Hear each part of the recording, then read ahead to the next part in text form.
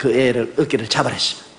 잡고 난 다음 제가 무릎을 안수하고 이렇게 기도를 하는데 내 마음속에 뭘 기도할 거냐, 그걸 딱 펴버리라 그래요. 그래서 내가 무식하고 모르니까 범잡는다고 막 이 무릎을 웅그러진다. 내 온 힘을 가지고 올라서 누르니까 뼈가 딱딱 크니까 얘가 와, 이거 엄마 사람 잡네! 그러더라고요. 그래도 그 소리를 귀에 들으면서도 뭐 너무 내가 믿음이 생기니까 이 무릎을 떼가지고 와서 갖다 붙이면 붙일 것 같아요. 그래 눌러버리니까 무릎이 탁 떨어져 덜렁덜렁 하더라고요.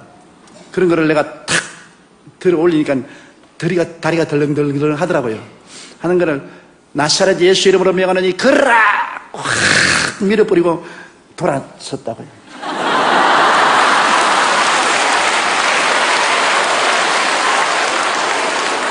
왜냐하면 내 생각에는 그건 막 꼬꾸라졌어요. 그런데 내가 눈을 감고 돌아서 있는데 막 청년들이 박수를 치고 고함을 치고 야단을 내보니까 이놈이 천막을 돌기 시작하는데 뛰고 꾸는데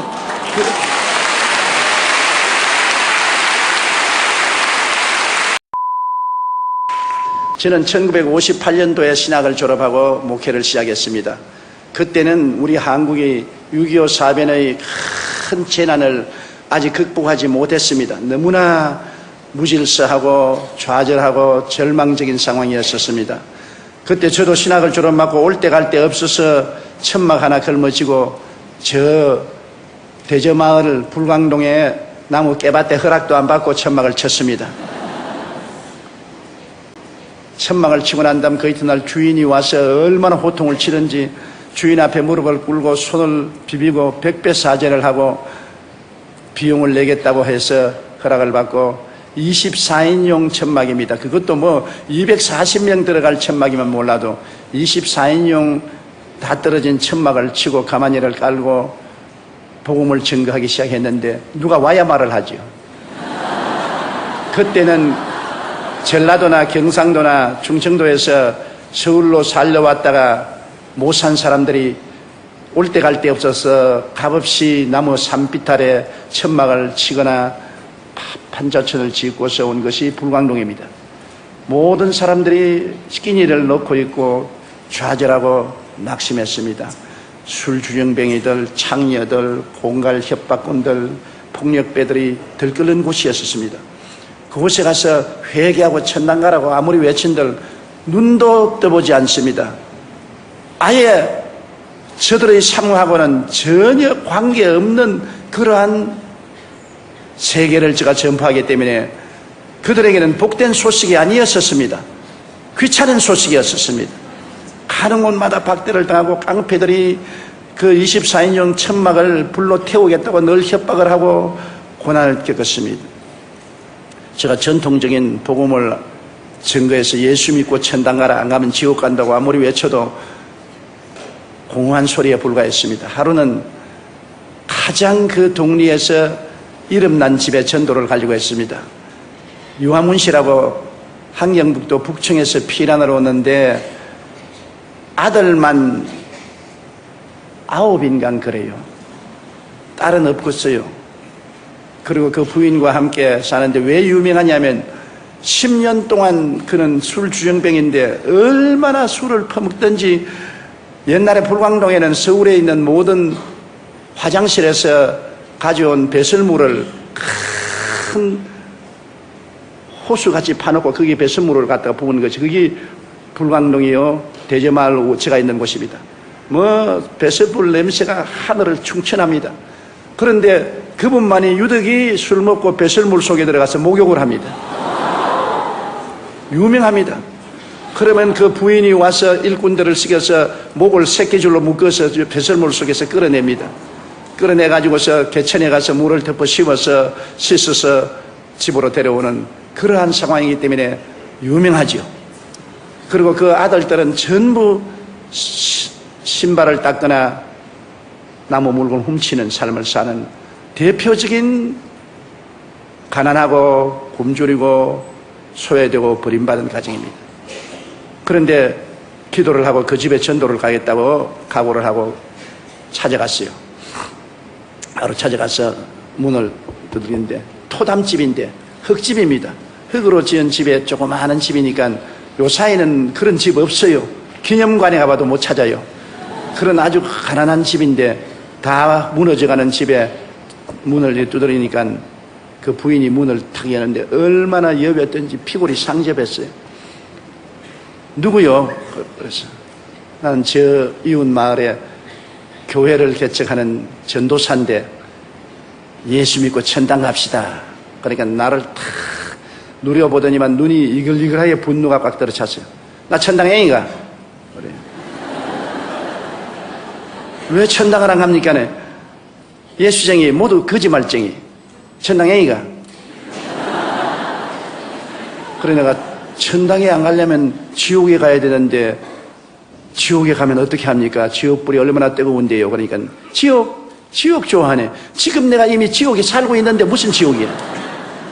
생각해봐. 우리 남편 10년 동안 알코올 중독으로 한 푼 돈 안 벌어오고 애들 9이 전부 길거리에 가서 나무 신발 닦고 나무 포켓도 훔치고 그렇게 해서 먹고 사는 내가 무슨 지옥이 겁니다. 우리 집에 와봐. 방 한 5평 될까 말까 하는 방에 이부자리 하나밖에 없어요. 내가 그 이름을 지어줬습니다. 백두산 한라산 이불이라고. 왜 솜이 뭉쳐가지고 하나는 백두산이고 하나는 한라산.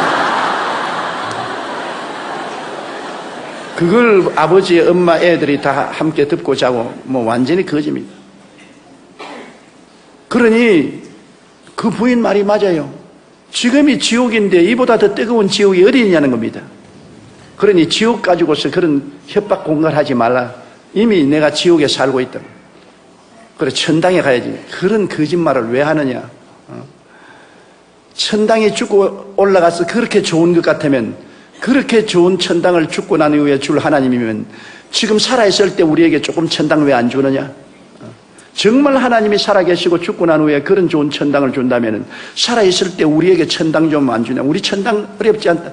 담요 몇 장에다가 끼니 쌀만 주면 그게 우리는 천당이다.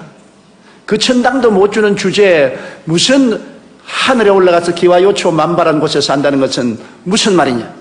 아예 나가라고. 억신 환경도 말로 나를 그냥 질타를 합니다. 내가 복음 전도라 갔다가 가만히 그 부인의 말을 들으니까 일일이 그 부인 말이 옳아요. 왜냐하면 지옥이 겁날 것 없는 건 지금이 지옥이야. 사는 게 그게 뭐 도저히 상상할 수 없어. 그리고 천당, 그 부인 말 따나 정말 천당이 그렇게 아름다우면 왜 하나님이 그 천당의 몇 부분인 조그마한 천당, 그것도 과한 것 요구하는 천당도 아닙니다. 이부자리 담요 몇 장에다가 이복에다가 먹을 쌀만 좀 주면 그게 천당이겠다 했는데 그것도 못 주는 하나님이 앞으로 어떻게 기와 요초 만발한 아름다운 천당을 주겠냐는 것입니다. 나는 전도하러 갔다가 완전히 전도를 당해가지고서 내 마음에 회의가 꽉 들어찼습니다. 야, 내가 정말로 하나님을 잘 믿고 있는가? 정말 천당에 있는가? 막 그런 퀘션이 들어왔어요. 그래서 복음을 전하러 갈 때는 성경을 끼고 어깨를 펴고 갔는데 들어올 때는 어깨를 쭉 늘어뜨리고 천막교회에 들어와서 가만히 꿇어 앉아가 하나님, 내가 뭘 전도해야 됩니까? 신학교에서 공부한 공부는 이 사람들과는 관계가 없습니다. 너무나 헐벗고 굶주리고 절망이고 병들은 사람에게 회개하라 천국이 가까워왔다 해봤자 소용이 없는데 이래가지고서 내가 무슨 목회를 하겠습니까? 그리고 나도 이제 그 여자 말을 들어보니까 나도 천당이 희미합니다. 정말이지 하나님이 살아계시면 이 땅에 살 동안에 천국을 좀 주셔야 안 되겠습니까?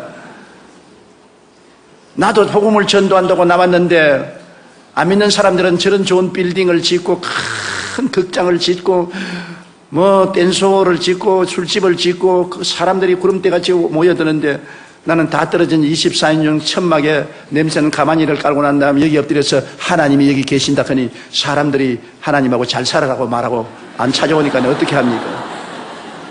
저도 혼돈이 꽉 들어찼어요.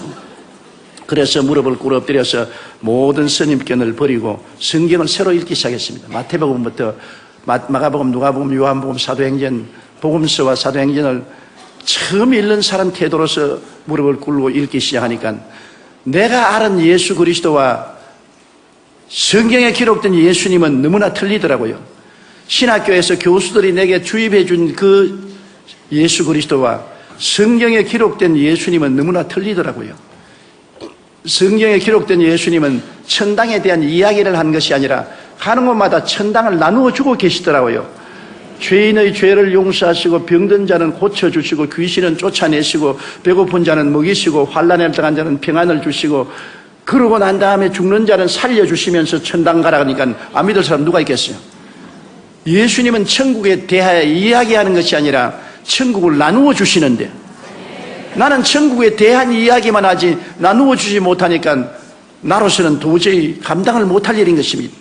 내가 주님께 엎드려 눈물을 흘리며 기도했습니다. 주님하고 나하고는 다른, 주님은 사람들에게 와서 그들이 필요한 것을 직접 채워주셨습니다. 죄인에게는 용서를, 외로운 자원에게는 평안을, 가난한 자에게는 먹을 것을, 죽는 자는 살려주고 병든 자는 고쳐주시고 귀신은 쫓아내주시고 살아있는 그리스도를 전했는데 나는 역사적인 그리스도를 전하고 천당을 줄 수 없는 사람이 되었으니 어떻게 합니까? 그렇게 눈물을 흘리고 기도를 하는데 성령께서 저에게 말씀하시기를 너도 천당을 주라.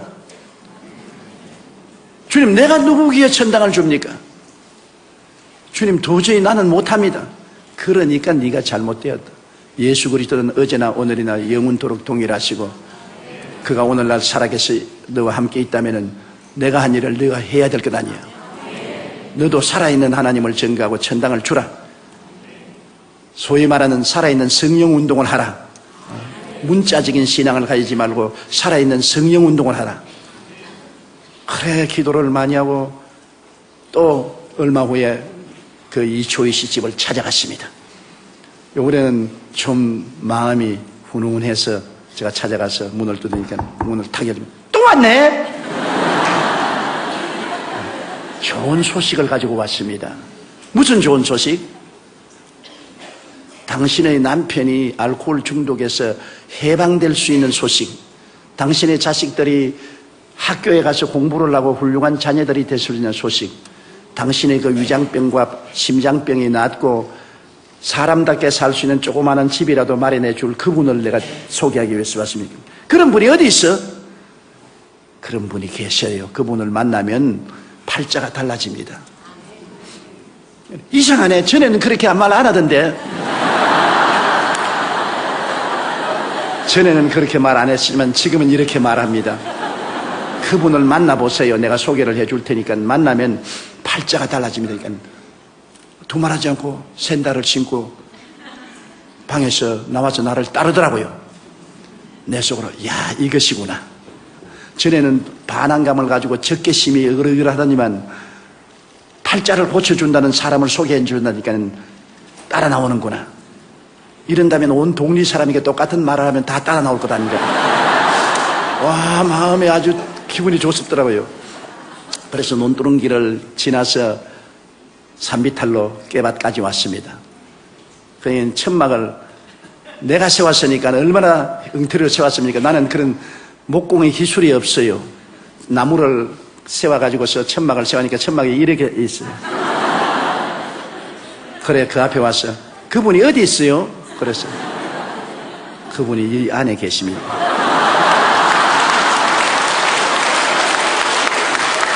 그러니까 천막을 이렇게 들쳐서 안을 들여다보니 가만히 깔아놓고 강다는 흙을 이렇게 두어 놓고 사과 상자 하나 세워놓고 있어요. 그 다음에는 천막을 내려다니면 나를 쳐다보더니 웃는데 배꼽을 잡고 깔깔 웃더니만 그 다음에 말이 장관입니다. 날 보고 지 팔자나 내 팔자나 한 가지로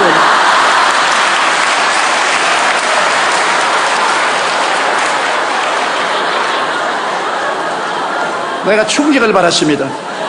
아이고 그러면 이제는 교회 안 나오면 어떻게 하냐 싶어서 그래서 맞았어요. 아주머니 팔자나 내 팔자나 한 가지입니다. 그러므로 아주머니와 내가 팔자를 고쳐볼 자를 만나야 됩니다. 함께 만나자고요.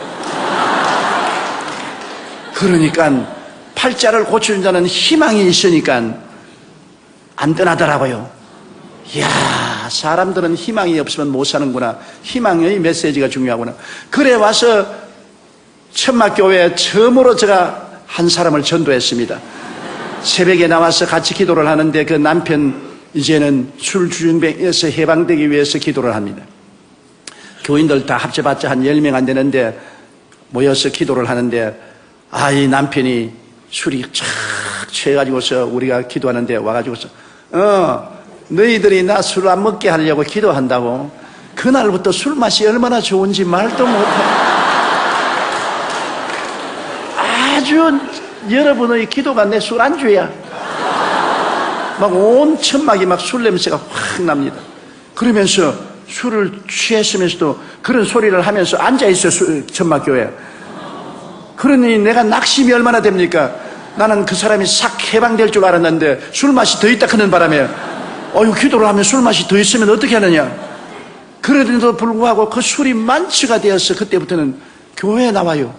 교회에 와서 온갖 잔소리를 다 하고 나에게 온갖 손가락질을 다 하고 그러다가 석 달을 기도했는데 그 부인이 하루아침에 그 애를 보내서 쪽지를 내가 바라보니까 우리 남편이 어제 밤새도록 도끼를 들고 다 죽인다고 야단법석을 하고 하더니만 오늘 혼수 상태에 빠졌으니 빨리 와주십시오.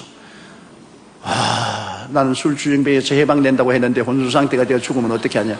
그 길로 그냥 막 미끄러지면서 넘어지면서 뛰어가서 보니까 혼수 상태가 되어서 코를 홀 골고 있어요. 내 생각에 술 마귀가 이제 떠날라는구나. 그래 내가 그를 잡고서 나사렛 예수 이름으로 명하노니 알코올 중독의 원수 귀신아 나오라. 그렇게 하면서도 내가 전에 그렇게 하는 걸 못 봤기 때문에 우리 교수들이 가르쳐 주지도 아니었고 은극결에 내가 하기 때문에 이게 내가 바르게 하는 건지 잘못하는지 알 수가 없어요.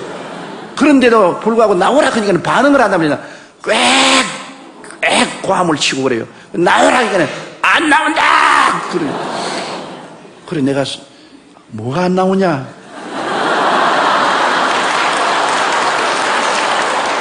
알 수가 없어요. 이 사람이 나온다 그런지 안 나온다 그런지 진짜 귀신이 있어 안 나온다 그런지 알 수가 없더라고요. 그러다 막 대놓고 나오라고 하니까 나중에 내등부러지더니만 그때 이후로 술을 끊어버리고 완전히 변화가 돼요.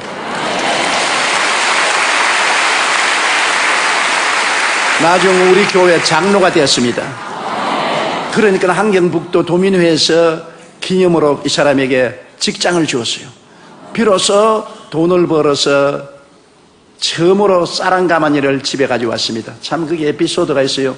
그 부인이 10년 만에 쌀한가마니를 남편이 사오니까 너무나 반갑고 고맙고 남편이 그렇게 이쁘고 좋더랍니다. 그래서 남편을 끌어안고 키스를 해주고 기도를 하고 했는데 마음속에 우리 전도사님이 11조를 내어야 하나님이 복을 준다 그러더라. 11조를 안 내면 하나님이 복을 빼앗으면 어떠냐. 그래서 그 쌀가마니에서 11조를 뗐어요. 너무너무나 아까우니까 도로 갖다 붓고 주님 10년 동안 나다를 구경 못한 우리가 이거 먹는다고 하나님이 복 안 주겠냐. 그렇게 좁은 하나님 아니시지. 도로가 그렇지 안 돼 도로 떠내서 초저녁부터 시작한 것이 새벽기도 4시까지 떼냈다가 부었다가 그 갈등은 말로 다 할 수 없습니다. 우리가 지금 웃기는 소리 같지만은 그 가난한 부인의 그 마음의 신앙의 갈등입니다. 그래서 새벽에 종소리를 치니까 그 11조 쌀을 떼는 쌀 봉지를 들고 남편이 가져온 돈의 11조를 들고 너무나 아까워서 울면서 오다가 눈에 미끄러져가 논바닥에 자빠지니까 이게 그냥 쌀이 눈에 다 쏟아져버려. 그러니까 그 흙을 그대로 또 끌어 담아가지고서 그래가지고서 내게 울면서 왔는데 보니까 쌀 없고 흙만 있어요. 하나님이 너무나 가혹하십니다. 10년 동안 나달 구경 못하는 우리 집에 처음 쌀 한 가마니 가져왔는데 왜 11조를 잡수시려고 합니까? 근데 손에 있는 돈은 얼마인지 모르겠어요. 떡이 돼버려가지고서 얼마나 꽉 쥐었던지 흙이 묻어가지고서 떡이 돼버린. 그래서 자매님 11조는 하나님이 빼앗아가는 것이 아닙니다. 11조는 내일에 더 많은 축복을 주기 위해서 심는 종자 씨앗입니다. 심어야 거두지 않아요. 심지 않고는 못 거두지 않아요. 자매님이 지금까지 가난한 것은 안 심었기 때문에 거둘 것이 없어 가난했는데 11조는 종자 씨앗으로 심으면 하나님이 주시는 것이므로 이것은 심어는 것이니 비록 모두 다 흙 속에 심어버리고 맞았지만은 하나님이 받은 것으로 알고 축복합니다. 그날 이후로부터 시작해서 그 집에 쌀이 떨어지지 아니했어요. 그러고 난 다음에 그때 은크크라고 한국 부흥 유엔 전도단이 있어서 가난한 사람을 보증을 해주면은 융자를 주어서 집을 짓게 해줘요. 그래서 내가 보증을 써서 은크크에 가서 융자를 받아가지고서 한 25평짜리 조그마한 집을 하나 지었어요. 깨끗하게 잘 지었어요. 지어가지고서 그 집에 들어가고 그 다음 애들을 다 학교 공부를 시켰어요. 그 애들 중에 지금 3사람이 목사가 되어 있는데요. 완전히 예수 믿고 천당이 다가오는 것을 보았습니다. 그 이초희 권사님이 늘 하는 말이 우리는 예수 믿고 천당에 죽어서 있는 줄 알았는데 지금 천당이 왔다. 우리 가족들이 다 예수 믿고 구원받고 병 고침받고 이렇게 애들도 공부 다 하고 새 사람이 되었으니 얼마나 좋은가. 그래서 그 소문이 나니까 희망이 있으니까 온갖 사람이 다 모여와요. 우리 교단에서 나를 불러요. 그리고 교단 내가 가니까 총회장 총무 교단 사람들이 모여서 너 요사이 병 기도하고 귀신 쫓아내고 무당짓 한다면서. 아니 무당짓 하는 것이 아니고 예수님이 성경에 기록된 것은 성경의 말씀대로 이 가난하고 헐벗고 굶주린 사람에게 복음을 증거해서 이런 역사. 우리 교리로서는 그걸 인정할 수 없으니까 사표 써라. 성령운동 하다가 그냥 쫓겨났어요. 그래야 나를 사표를 서락해서 사표 쓰고 나는 기독교에 대한 하나님의 성에서 쫓겨났어요. 무적자가 되었습니다. 그래가 낙심을 하고 있는데 겨울에 밤 12시쯤 됐는데 이 천막에서 사람이 와서 어떤 안진뱅이가 하나 와가 목사님을 전도사님을 찾는다 그랬어요. 지금 내 신세 고약한데 또 무슨 안진뱅이가 찾아왔냐. 하니까 안진뱅이가 주일날 서울역에서 출발했는데 주일날 밤 12시에 불광대에 도착했어요. 완전히 하체 마비가 되어서 무릎에다가 고무를 대고 지팽이 막대기 2개를 지금 끌어서 이렇게 해서 사정해서 버스를 타고 왔는데 왜 왔냐 그러니까 어떤 사람이 내가 구걸을 하고 있는데 네가 저 불광동에 가서 천막교회 찾아가면 팔자를 고친다. 그곳에 있는 전도사는 병을 고친다. 너도 팔자가 고쳐질 것이니 그를 찾아가라 해서 하루 종일 걸려서 왔어요. 왔는데 보니까 한 12살 먹는데 내복도 없이 그냥 겉옷만 입었는데 벌벌벌벌 추운 겨울입니다. 떨고 있어요. 너무나 불쌍합니다. 그런데 내가 보니까 이 다리가 뼈만 남았어요. 관절이 탁 붙어 있는데 아유 하나님 왜 이런 사람을 내게 보냈습니까? 내가 손을 다리에 얹고 기도를 하려고 하니까 기도가 입천장에 붙어서 안 나와요. 안 믿어지는데요. 하나님 이 다리를 아이고 고쳐주시옵소서. 나을 가능성이 없어요. 그래서 야 너 낫겠느냐? 나는 나을 줄 믿고서 왔는데요. 전도사님 날 버리지 말아 주십시오. 그럼 이 사람의 믿음을 좀 얻어야 되겠다고. 그래서 강단으로 나가서 엎드려가 하나님 아버지 내가 병자부에 기도했지만 저런 건 처음 봤는데 내가 믿음이 안 생깁니다. 도저히 안 생기니까 하나님이 직접 고치세요. 날 보고 고치라고 하지 마세요. 나 못 고칩니다. 나 못합니다. 그러고 부러지기 시작하는 것이 제가 눈물을 흘리고 1시간이 넘도록 그냥 기도를 하는데 온몸이 뜨거워지고 방언으로 막 기도를 하고 온몸이 뜨거워지고 그러다 보니까 마음의 믿음이 자꾸 들어오는데 뭉게구름같이 믿음이 피어오르는데 나중에는 내 생각에 내 손으로 이렇게 밀면 지구가 밀릴 것 같아요. 그래서 내가 그 아이에 가서 지금 이정부 박종선 목사님이 그때 청년회 회원으로서 철야 기도를 하고 있는데 그 사람하고 또 조병호 목사라고 그도 목사인데 그분도 청년인데 그 애를 어깨를 잡아냈습니다. 잡고 난 다음 제가 무릎을 안수하고 이렇게 기도를 하는데 내 마음속에 뭘 기도할 거냐, 그걸 딱 펴버리라 그래요. 그래서 내가 무식하고 모르니까 범잡는다고 막 이 무릎을 웅그러진다 내 온 힘을 가지고 올라서 누르니까 뼈가 딱딱 크니까 얘가 와 이거 엄마 사람 잡네 그러더라고요. 그래도 그 소리를 귀에 들으면서도 뭐 너무 내가 믿음이 생기니까 이 무릎을 떼가지고 와서 갖다 붙이면 붙일 것 같아요. 그래 눌러버리니까 무릎이 탁 떨어져 덜렁덜렁 하더라고요. 그런 거를 내가 탁 들어 올리니까 다리가 덜렁덜렁 하더라고요. 하는 거를 나사렛 예수 이름으로 명하노니 걸으라 확 밀어버리고 돌아섰다고요.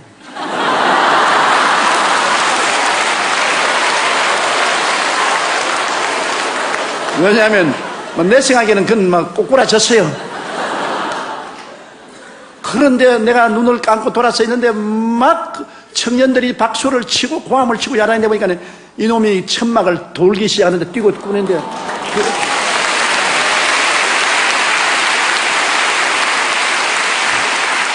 미문가의 안진뱅이가 베드로와 요한의 은혜로 일어선 것과 같이 걔가 그 다음 일어나가지고서 온 동리를 다 다니면서 말한 거예요. 나 안진뱅이인데 일어났다고. 그러니까 순식간에 우리 천막이 안진뱅이, 절름발이, 중풍병자, 폐병 환자 수용소가 되었었어요.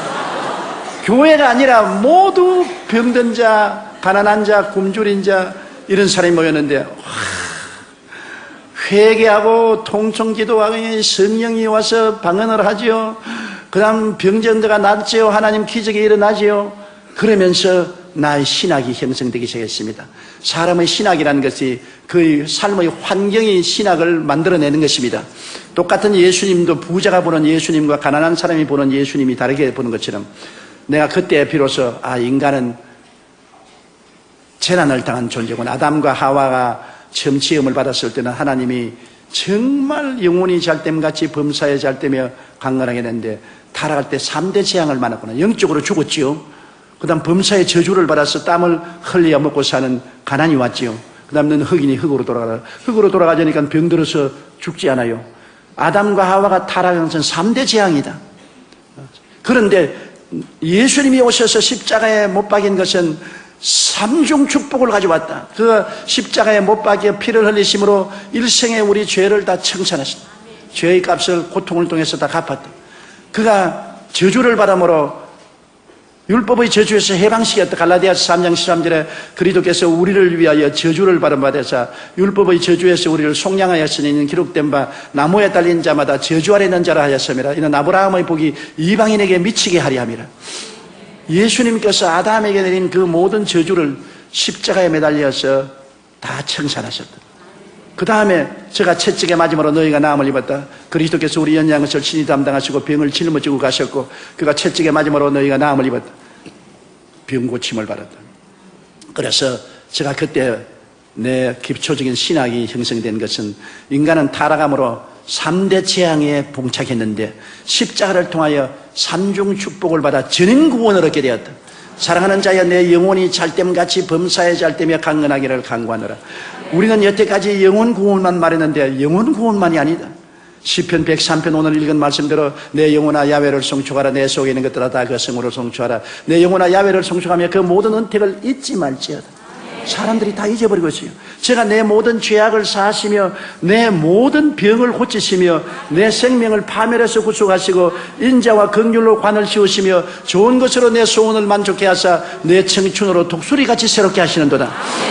하나님께서 잊지 말라고 하는 은택인 것입니다. 그래서 제가 그 단순한 신학이 정립되므로 놀라운 용기와 힘을 가지고 그 사람들에게 복음을 전하기 시작한 것입니다. 우리는 아담 안에서 3대 재앙을 만났으나 예수 그리스도 안에서 3중 축복을 받았다. 여러분 와서 회개하고 성령 받고 방언 말하고 하나님 은혜로 충만하면은 그 다음에는 하나님이 범사에도 축복을 주어서 저주를 제함으로 손으로 하는 일에 복을 주시고 병 낫는다. 단순하지요. 그러나 그 복음을 통해서 1958년도에 개척을 했는데 1961년도에 500명의 교인이 되었습니다. 그 500명의 교인들이 다 나가서 직장을 구하고 직장을 얻고 장사를 하고 술을 마시지 않고 방탕하지 아니하고 잘 살게 되었어요. 그 사람들이 모여서 땅을 사고 교회를 지을 수 있게 만드는 것입니다. 나는 한 동리가 예수 그리스도의 삼중 축복의 복음을 듣고 변화되는 것을 봤었습니다. 그 조그마한 동리가 완전히 변화되었어요. 예수님이 점령을 해버리듯이. 1964년도 하루 저녁에는 설교하다가 설교 중간에서 쓰러졌죠. 막 심장이 그대로 막 뛰다가 그냥 딱 멈춰버린 거예요. 그래서 내가 강단에 쓰러졌습니다. 쓰러지니까 교인들이 절단 강단이 났죠. 교회 한 3,000명이 꽉 들어차 있는데 그 앞에서 설교하다가 말고 쓰러져 큰 대자로 들어 누웠으니까 이게 왜 말입니까? 보통 목사 같으면 괜찮은데 한참 성령 운동하고 그냥 방언하고 병가인 기도하고 귀신 쫓아내고 하는 사람이 그 모양이 되었으니까 내가 쓰러지면서 말하기를 하나님 사무실에서 쓰러지게 하시지 왜 강단 앞에서 쓰러지게 하십니까? 그게 내가 마지막 기억입니다. 점잖하게 좀 쓰러지게 만들어주지 아니하시고 이렇게 하십니까? 그러니까 적십자 병원으로 싣고 갔어요. 그래서 적십자 병원에서 나를 조사를 하더니만 어디에 손댈 것이 없다는 겁니다.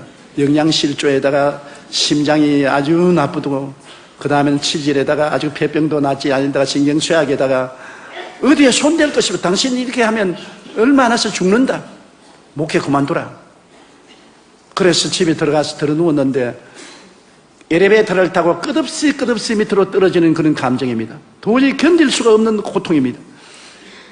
그래 내가 주님께 주님 있어요. 나는 이제 목회를 할 수가 없습니다. 이대로 죽을 수도 없고 너무나 원통합니다. 주님이 왜 다른 사람을 다 고치면서 나는 안 고쳐줍니까? 울어도 대답 없는 이름이요. 부르다가 내가 죽을 이름이요.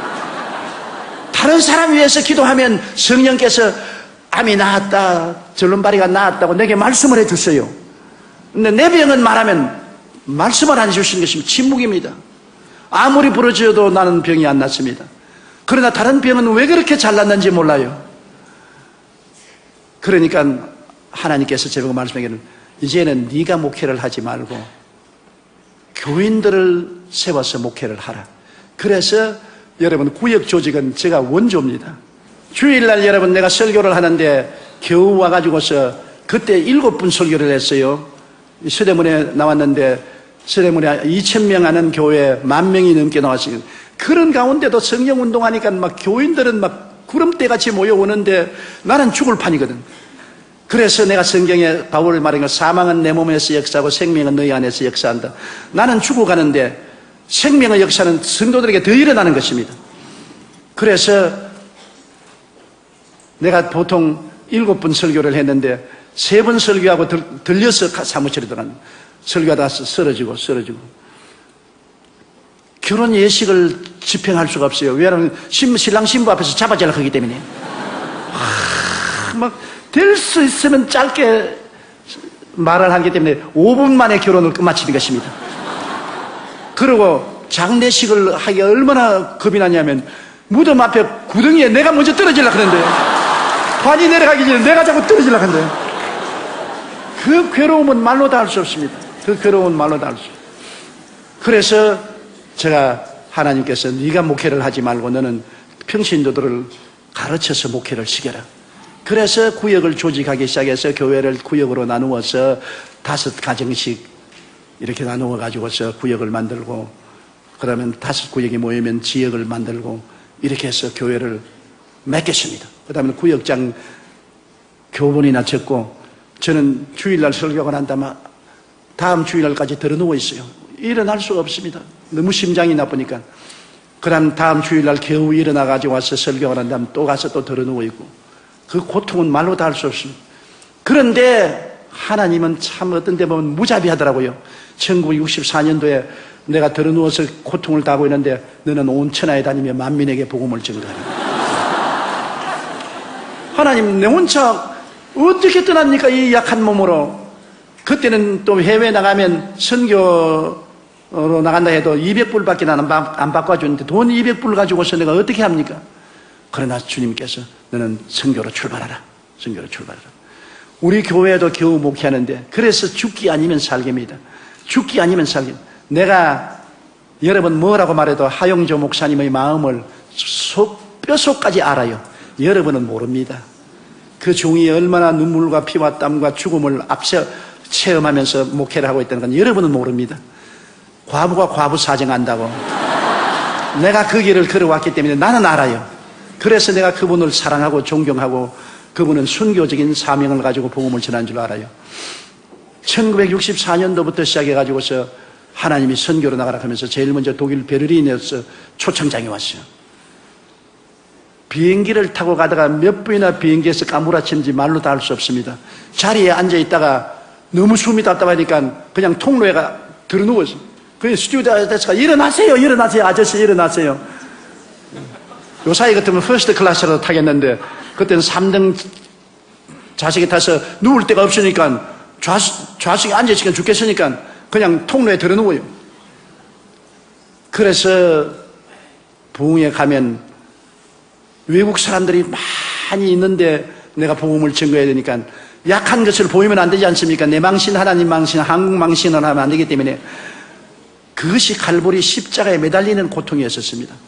죽음과 삶의 경계를 가지고서 강단에서 설교를 합니다. 그리고 또 병자변 기도를 해요. 왜냐하면 나는 하나를 믿습니다. 내가 아무리 고통스러워도 말씀은 말씀이니까. 말씀에는 3대 재앙에서 주님이 3중 축복을 주셨으니까 영혼 구원과 저주에서 해방과 육신의 치료는 말씀이니까 난 말씀을 전해야 된다. 그래서 병자변 기도를 하면서 내 속으로 주님 나도요, 나도요, 나도요. 그런데 병자변 기도하고 나면 계시가 옵니다. 지혜 지식의 말씀이 옵니다. 암이 나았다, 절름발이가 나았다, 폐병이 나았다, 무릎 관절염이 나았다. 계시가 자꾸 옵니다. 그럼 그걸 내가 말을 해요 하면 막 일어나서 구름대같이 병이 났고 박수를 치고 나와서 뛰고 꿀리고 관쟁을 하는데 관쟁을 지금 들으면서 난 자꾸 쓰러지려고 그래요. 그래서 내가 호텔에 들어와서는 하나님 너무나 야박합니다. 나는 왜 내버려 둡니까? 주님 저 사람들은 다 같이 고치면서 나는 왜 이렇게 고통을 당하게 합니까? 아무 대답도 없어요. 너가 저 많은 병전자의 고통을 네가 몸에 걸머져라. 제가 가장 한 번 고통을 당한 것은 코트디부아르라고 아프리카의 나라가 있습니다. 불란서 식민지로 있던 나라인데 아주 아름다운 나라예요. 그 나라에 가서 복음을 전했는데 대통령과 부인이 굉장히 신앙이 좋아서 저를 대통령궁에 초청해서 대접을 해주고 자기 자가용 비행기를 내주어서 그 나라에 집회할 때 대통령 자가용 비행기를 타고 다니게 했는데 그날 한 5만 명이 모이는 스타디움에 가서 스타디움에 갔는데 대통령과 그 영부인과 장관들이 다 왔고 모든 대학 총장들이 다 왔고 나라가 수도가 들썩하게 모였는데 설교하러 나가려고 하는데 심장 발작이 일어났습니다. 심장이 막 150번에서 200번 뛰기 시작하고 그 다음에 막 땀이 막 비 오듯이 흐르는데 또 제가 당이 와가지고서 저혈당이 온단 말입니다. 이거는 정말로 문제는 죽은 겁니다. 수많은 청중들은 그냥 열광하고 박수를 치고 찬송을 부르고 하는데 이제 사회하는 사람이 이제 한국에서 나온 위대한 조용기 목사님이 나오게 내 속으로 위대하기는 무슨 의미 개똥으로 위대하죠. 죽게 되는 사람이 뭐 위대가 되느냐. 못 일어나겠어요. 심장이 200번 뛰면요 천지가 놀았습니다. 거기에다가 저혈당이 있다가 왔는데 쪼그레뜨라도 예비하고 가야 되는데 쪼그레뜨를 지금은 복귀해서 예비하고 있죠. 아무것도 예비 안 했습니다. 그러니까 막 진땀이 나고 막 머리가 막 아프기 시작하는데 하나님 지금이야말로 하나님이 홍해수를 바르는 기적을 행할 때니 주님이 임하여서 나를 살려주어야 내가 이 앉은 자리에서 저 강단까지 걸어나갈 수가 있습니다. 하나님 살려주십시오. 불러도 대답 없는 이름이여 부르다가 내가 죽어버렸네. 왜 하나님은 내게는 대답을 안 해주시는지 모르겠어요. 오직 주님께서 하신 말씀은 강하고 담대하게 나가라. 강하고 담대하게. 아버지 내가 죽게 되는데요. 차라리 죽었으면 좀 탁 죽게 해주십시오. 죽으면 좋겠는데 어떻게 나갑니까? 나가도 쓰러질 것인데 대답 없어요. 나가라. 믿음이란 여러분 말이 쉬운 것이 믿음이지, 정말 믿음이란 죽음과 삶의 경계에서 택할 때는 너무나 고통스럽습니다. 하나님 죽겠습니다. 그리고 일어났습니다. 일어나가지고서 믿음으로 눈 감고서 걸어나가는데, 계속 걸어나가서 그 많은 청중 앞에서 내가 기운이 너무나 없으니까, 여러분, 대통령 각하 내외분 여러분, 오늘 이 자리에 온 것을 환영합니다. 사람들이 뭐라고 말하면 나중에 너무 신령해서 말도 적게 한대요.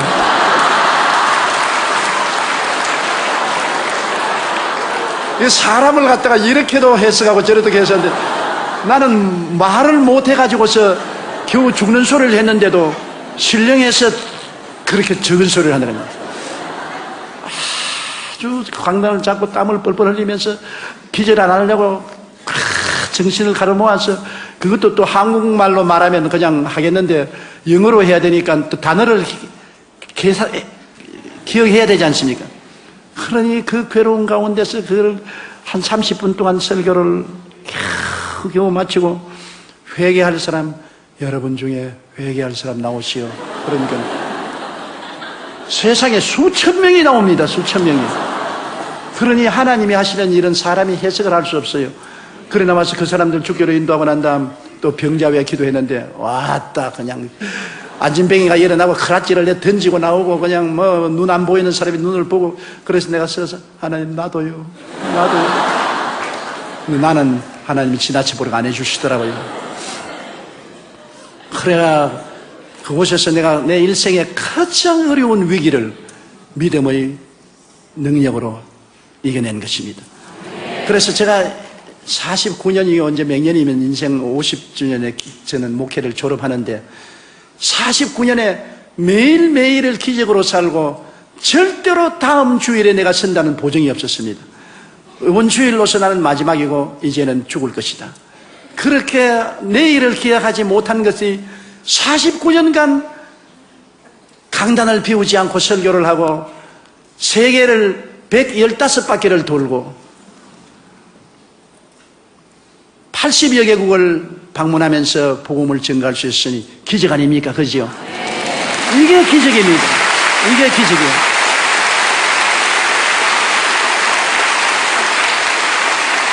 나는 우리 교회가 5명의 성도에서 75만 명이 될 때까지 교회 자라는 것을 인조히 해본 적이 없습니다.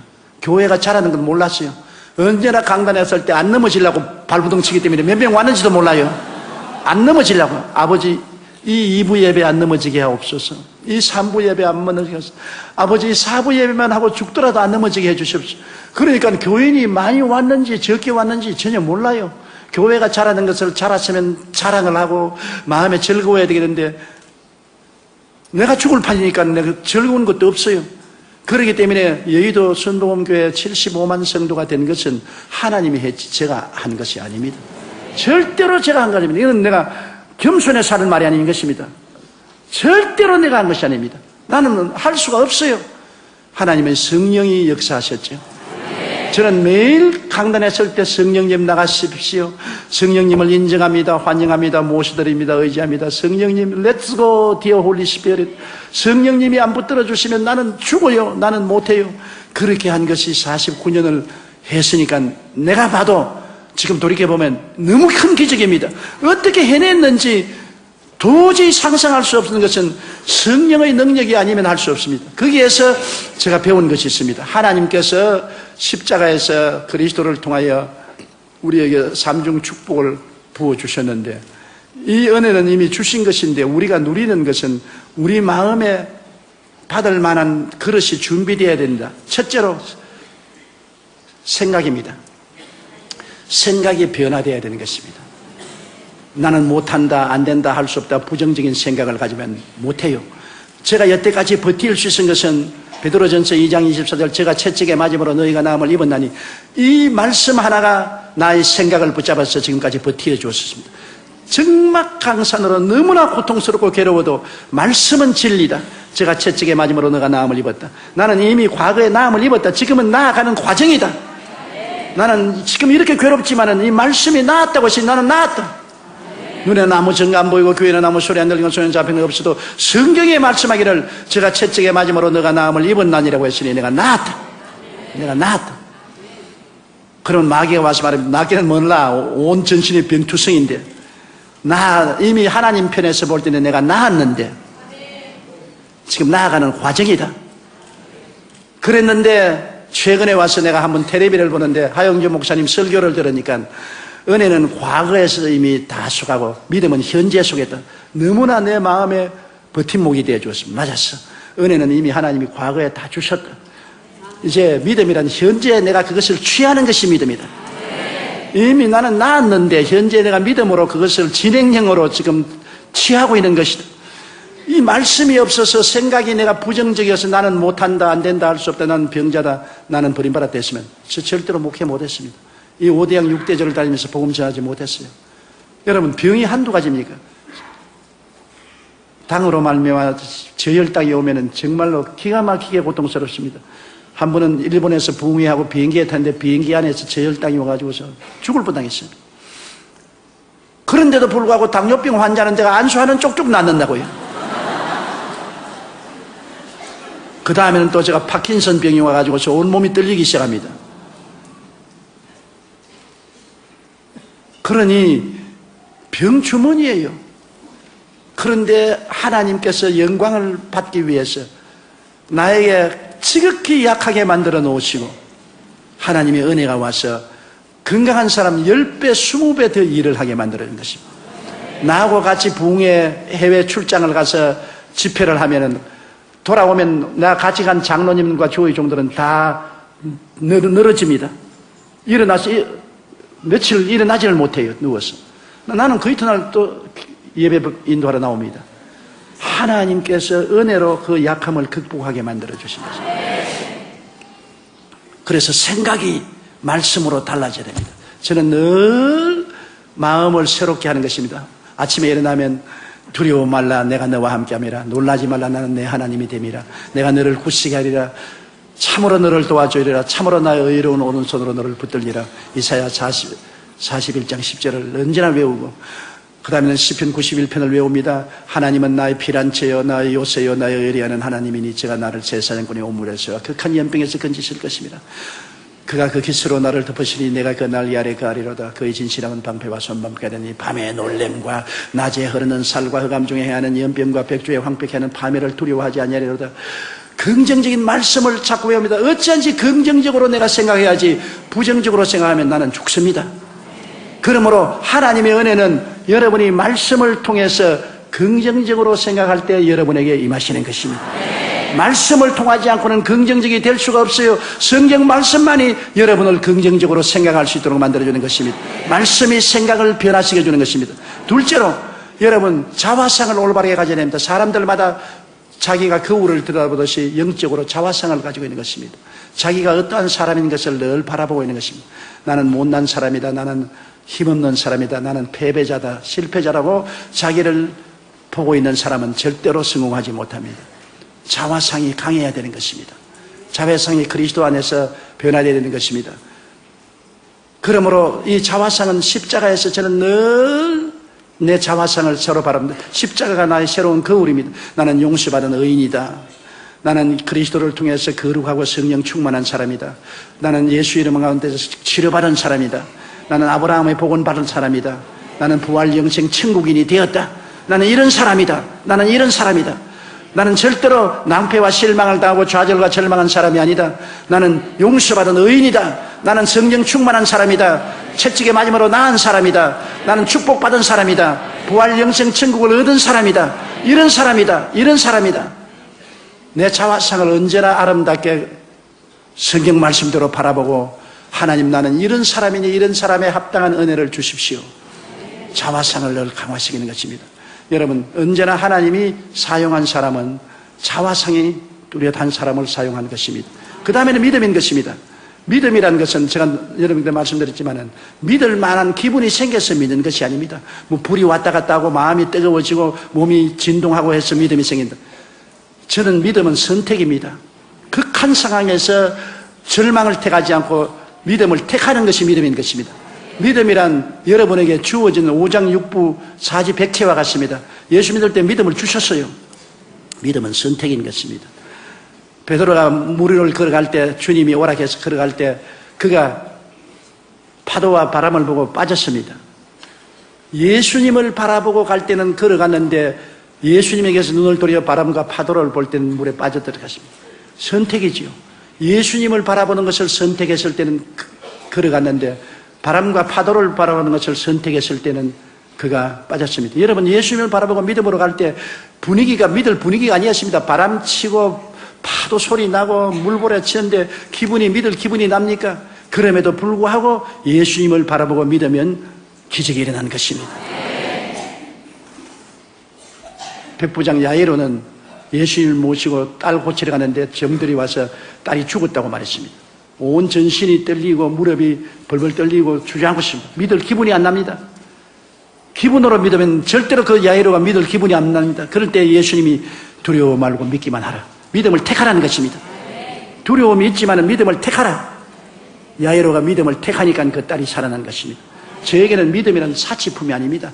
분위기가 좋고 로맨틱하고 아주 마음이 편안하고 믿을만하다.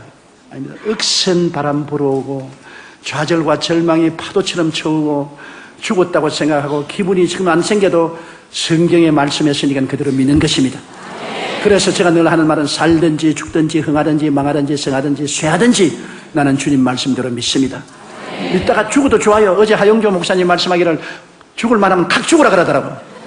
그래서 내가 어제 우리 집 사람이 가서 하 목사 말하기를 죽을 만하면 칵 죽으라 그러더라. 죽는 건지 여러분 겁날 것 없습니다. 죽으면 천당 갈 테니까 죽으면 겁내지 말고 죽으면 돼요.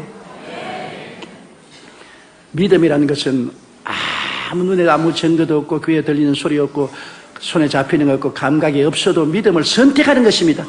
나는 믿기로 작정을 했다. 그러면 기적이 일어나요. 나 보세요. 믿을 만한 기분이 전혀 안 생겨도 믿음으로 병자 위에 기도하면 병자들이 수없이 낫는다고요. 엄청난 기적들이 일어난다고요. 어떤 데는 내가 도저히 이럴 수가 있느냐고 할 정도의 기적이 일어난다고요. 그거는 믿음의 말씀대로 하기 때문에 그런 것입니다. 믿음은 선택입니다. 마지막으로 언어라는 것은 여러분 정말로 중요한 것입니다. 내 입의 말로 내가 묶였으면 내 입의 말로 내가 사로잡힌 바 되었다고. 내가 부정적으로 말하면 부정적인 세력이 나를 묶습니다. 내가 부산에 잘하는 이제 천국 가셨지만 김성근 장로님이라고 뇌신경학계의 세계적인 권위자입니다.